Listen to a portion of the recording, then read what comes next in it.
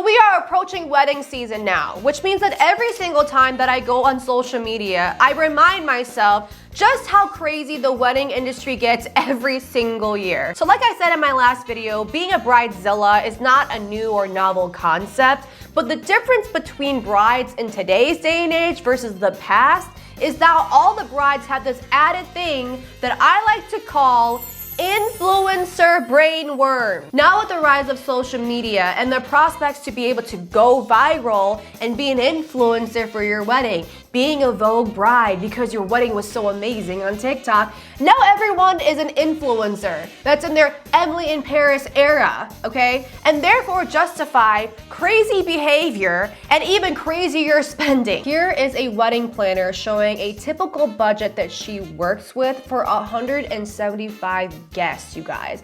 The budget is $100,000. And she puts together this spreadsheet of showing why a typical wedding she works with could be $100,000. And I just want to show you guys a few things, okay? First thing I want to point out to you guys is $3,000 for save the dates. And in the video, she talks about how this is a low budget and this is for like if you want to get the typical basic that you can do online. $3,000 for 175 guests.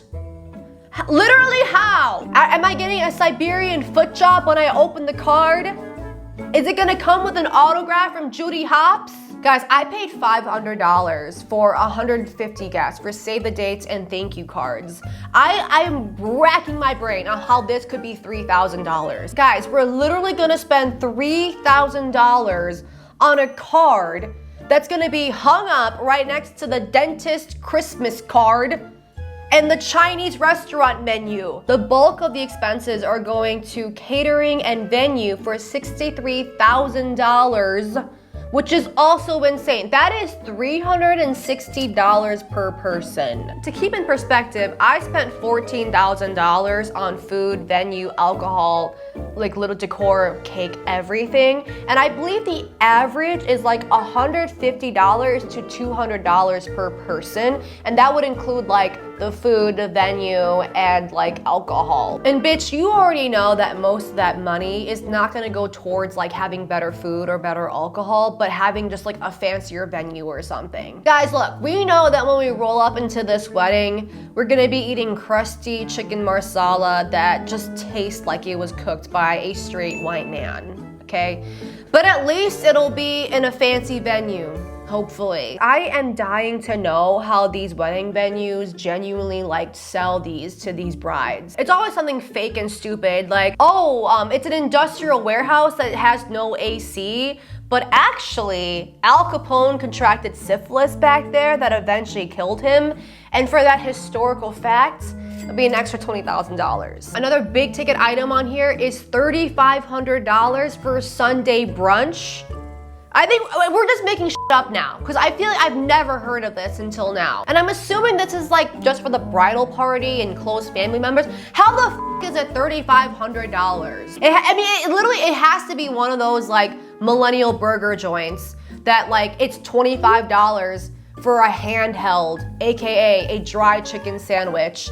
And all your appetizers come out on clothespins, and your water comes in mason jars, and the waiters are all 32-year-old white men that wear suspenders. Like, that is the only way I could see brunch being $3,500. So as you guys can kind of see with the whole like Sunday brunch thing, the cost of weddings haven't just gone up because people want to be extra extravagant on their wedding day, but now wedding culture has become this thing that has been spread out to multiple events. It's more like your wedding year. There's the engagement party, bridal shower, bachelorette party, rehearsal dinner, dress fittings, makeup trials, bridal lunch, the farewell send-off / honeymoon send-off, the Sunday brunch, and a partridge in a pear tree, bitch. Okay, the list just keeps going on and on and on. We can't just make the wedding extravagant, we have to make all the wedding events extravagant. This bride is showing off all of her pre-wedding events, including having a wedding week leading up to the wedding,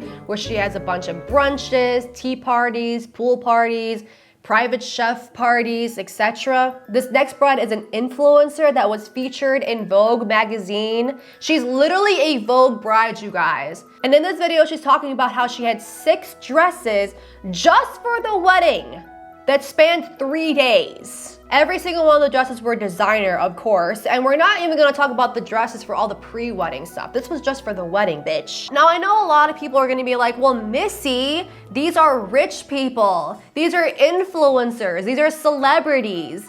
Yeah, I understand that, but now we have like vloggers and TikTokers and bridal shops that are advertising to everyday people, like making them feel as if they need 7, 8 different designer outfits for all their wedding events. Now, there is absolutely nothing wrong with being extra extravagant for your wedding day, right? I don't think that these brides or the wedding shops or anybody in this video so far has been out of line or doing anything wrong, and they look amazing and beautiful. But the thing I wanted to point out is that because of this crazy wedding culture and the standards of what a beautiful wedding is, it kind of caused this like mass psychosis that wedding days are supposed to be this crazy, extravagant, royal wedding, Vogue type shit. Now there's more motive to spend more and to be more of a diva because this is your one shot to be a Vogue bride, to be a celebrity, to be an influencer, okay? This is literally your Emily in Paris moment. So look, if you're gonna spend a bunch of money on a wedding, at least invest in something that you or a new partner can enjoy for years and years and years, which for me is a really nice mattress. And that's thanks to our sponsor of the day, which is Plank Mattresses. Plank Mattresses specialize in ultra-firm mattresses that support a neutral spinal position, which helps with back pain and posture. Look, me and Bryce have been on our fitness journey for almost a year now, so we're going to the gym.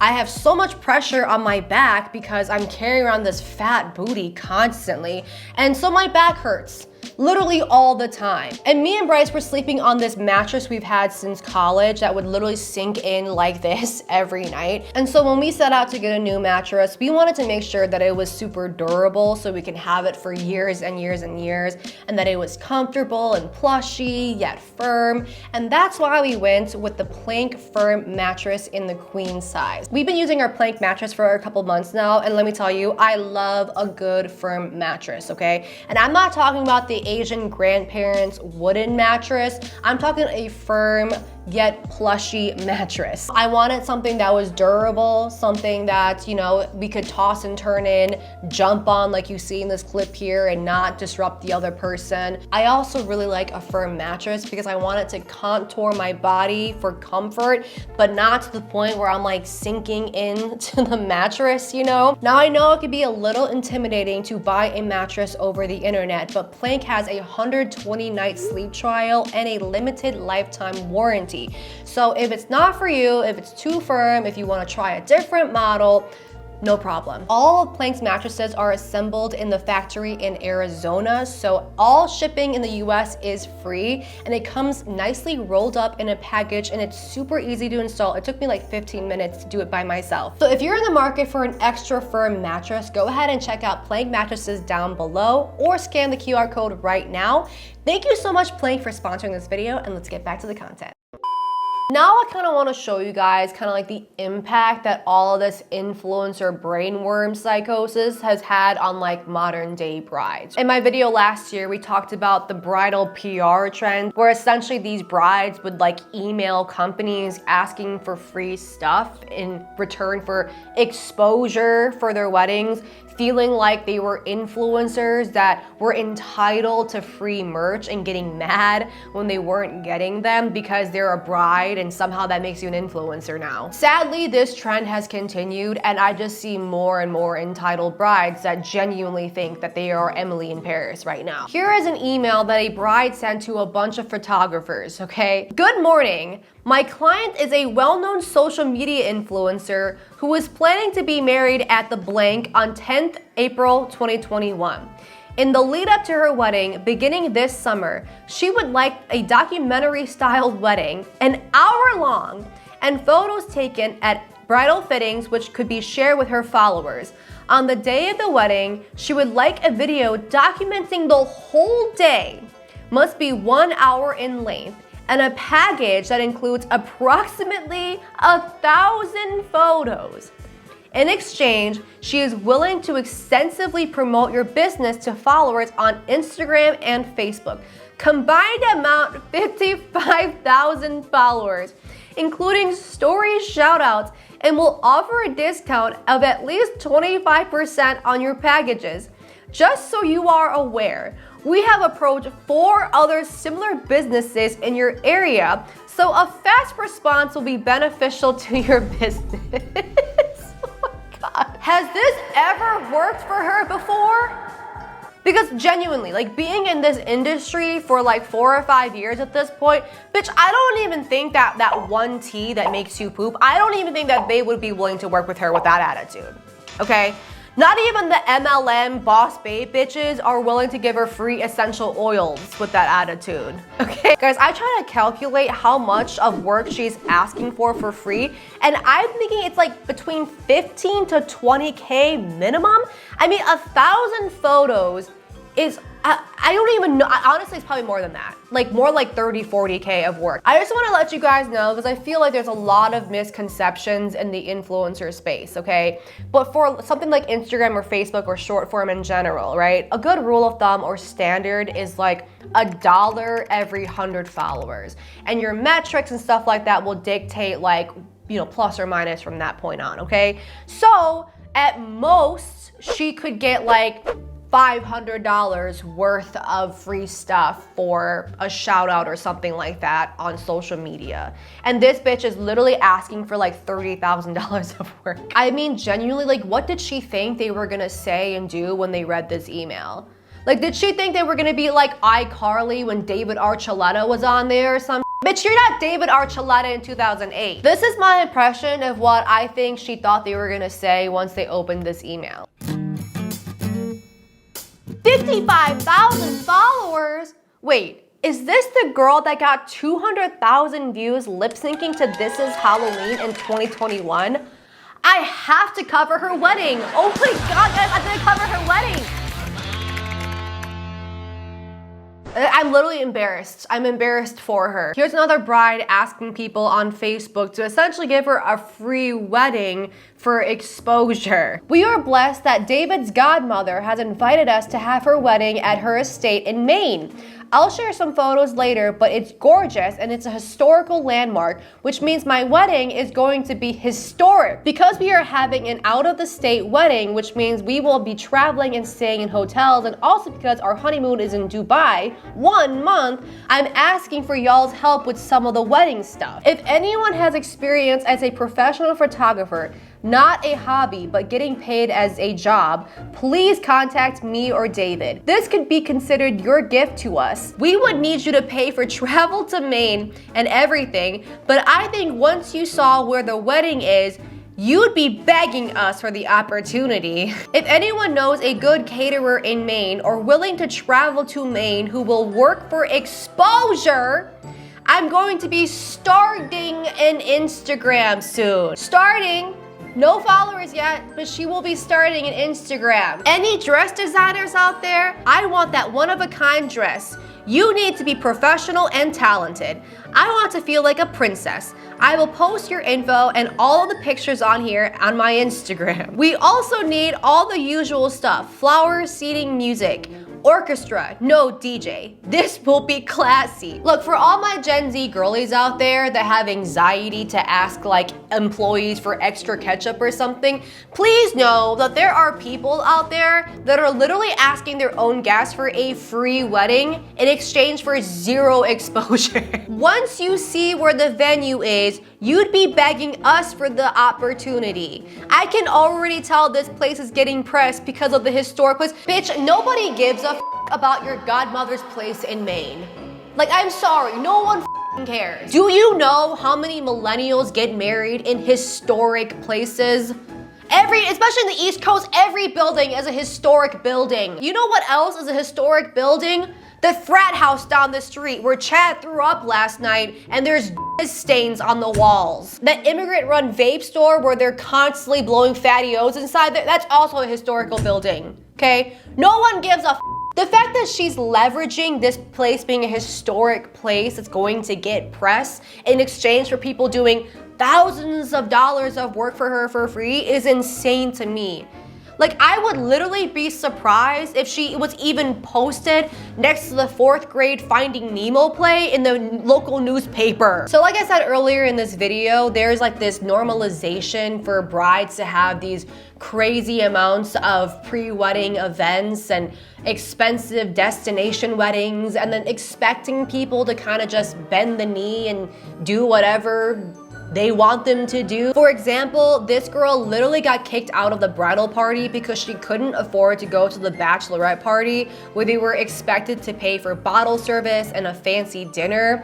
And she had to save up to go on this destination wedding as well. She said that the bachelorette party cost was the cost of her mortgage and she just like couldn't justify it with the added cost of the destination wedding. So based on the restaurants and the activities that she said that they were gonna do, I try to like do a rough estimate of how much this would cost per bridesmaids.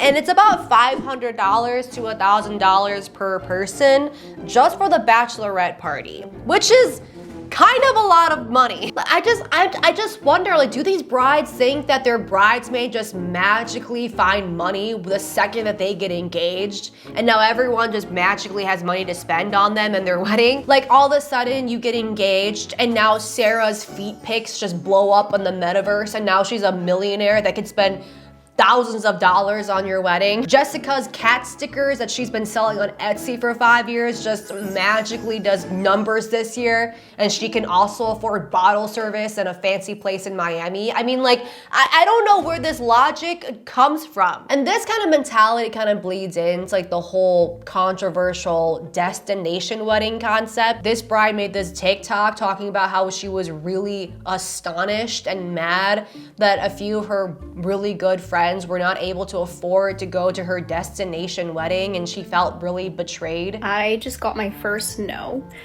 and it shook me because the person who RSVP'd no, I would have never in a million years expected to not come to my wedding. Like, they have supported me through every single career milestone, educational milestone. Like, they've always been there for me, and I can't even describe to you the way that my heart sank. I supported my friends through their weddings, and you know that saying that's always like, oh, you only get to be a bride once, like support them through everything you can, and if you can show up, you should show up. If you're an OG, then you may know that I ended up going to my ex-best friend's wedding after having not talked to her for 3 years, because I had asked her like, hey, you know, I know we just made up, is this really important for you for me to show up to your wedding? And she said, yes, it was. Here's another bride that was really mad that like no one RSVP'd to her destination wedding, and this is what she had to say. At the risk of sounding entitled, I have to vent today. When we invited our friends and family to our destination wedding in Thailand, only 9 people RSVP'd out of 150. Okay, I get it. Paying $3,000 to share my special day is too much for some of you. I paid for yours, but whatever. But then, when we changed the wedding to be in Hawaii, so it's within everyone's reach, only 7 of you RSVP'd. It costs less, but less of you want to come? Is that what you think of blank and me? You couldn't spare $2,000 to come share our happiness? I'm tempted to just elope and not let any of you be part of my happiest day. This is it, guys. You have 3 days to respond to our evites, or we're deleting our Facebook, and good luck keeping up with our lives then. Yeah, you know, I'm gonna go on a limb here and say that even if no one goes to this wedding, you're still gonna see all of her life updates, okay? This is the words of an avid Facebook poster. You know that this bitch is going to be posting her wedding photos and expecting to get 500 likes every single year. Okay? I will never understand people that are genuinely shocked and angry when people cannot afford to go to their destination wedding. You guys are literally asking people to save up and spend on an international vacation. For $3,000, a Disney adult could literally go to Disneyland and Disney World and have unlimited luncheons with Maestro Mickey and Princess Jasmine. You're literally asking Disney adults to give up luncheons with Maestro Mickey. Does it make sense now? So this bride decided to have a 24-karat luxury wedding theme, and she decided to make her guests dress in all designer. And she also had dress codes by body weight. Now, I'm just going to put a visual on the screen of the things she's asking for so you guys can really get the mental picture of what she's asking her guests to wear. So for women between 100 and 160 pounds, they have to wear a green velvet sweater, orange suede pants, Louboutin heels. When we spin and lift our feet, the effect will amaze you. And a Burberry scarf. If you're a man between 100 and 200 pounds, you have to wear a purple fuzzy jacket, a soda hat, all white trainers, and plain glow sticks. Now, if you're a fat bitch and you're over 160 pounds, okay, you have to wear an all black sweater and pants, any material, and black heels. So the skinny bitches get to wear the Burberry the Louboutin heels, the bright But if you're a fat bitch, okay, you gotta wear all black. We need you to blend in with the background. And if you're a fat dude and you're over 200 pounds, you have to wear all camouflage and black sneakers. Again, we need you fat motherfuckers to blend in with the background. Additionally, we will require that you wear formal attire after the dancing has ended. Please bring a change of clothing. Remember, the venue is extremely upscale and we want to be looking our absolute best, ladies and gents. Please, if you do look like trash, so will we. All jokes aside, we want you to invest in an outfit valued at least $1,000, which includes jewelry, accessories, makeup, and hair. Remember, ladies and gents, this wedding is 24K themed for a reason. I'm sorry, you can't be classist and fat phobic at the same time, requiring people to wear thousands of dollars worth of merch to come to your wedding and then have them dress like Willy Wonka characters. Guys, the outfits that she's describing, like, these are the types of outfits I would wear when I'm visiting my childhood bedroom and I'm like putting on and trying on all of my old clothes and reading my diary from 8th grade. Guys, these are the types of outfits that like they would dress a Disney Channel character to signal that they were like neurodivergent. Harper from Wizards of Waverly Place would not even wear this type of This would be too much for even Harper, okay? So as you guys could probably guess, this went super viral on Reddit and on TikTok, and the bride found out and got really mad, and she decided to double down and explain why she has everyone doing this, okay? Here's what she said. Finally, I am outraged at the comments these internet trolls have made me about the dress code. Do you know me? Do you know why we are doing things this way? No. Then shut up. Go back to your scum basement and play video games and never make comments about people you don't know. My husband and I are certified spiritual healers, over 10 years of experience. You all know this. Our wedding colors, fabrics, and intimate synchronized dance are something we hold very dear to our hearts. The expensive clothing represents the riches we wish to come. The black and camouflage outfits represents the aura of the devil that we must shoo away. The soda hats represents our wishes for an abundance of life-saving liquid.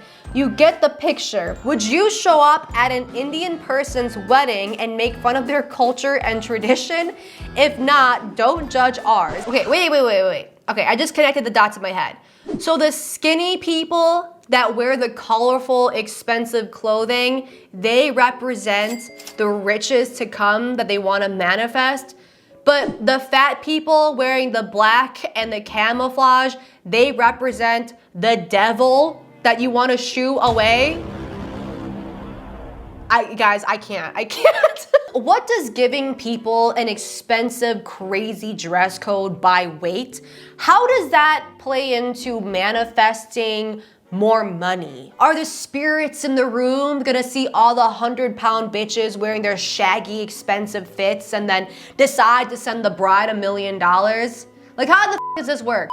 So this next video is a bridesmaid reading off of an email that she got from the bride. And this is a bridesmaid contract that all the bridesmaids have to abide by in order to still be a bridesmaid for this wedding. Attendance, mandatory for all pre-wedding events, including dress fittings, bachelorette party, bridal shower, and any spontaneous gatherings.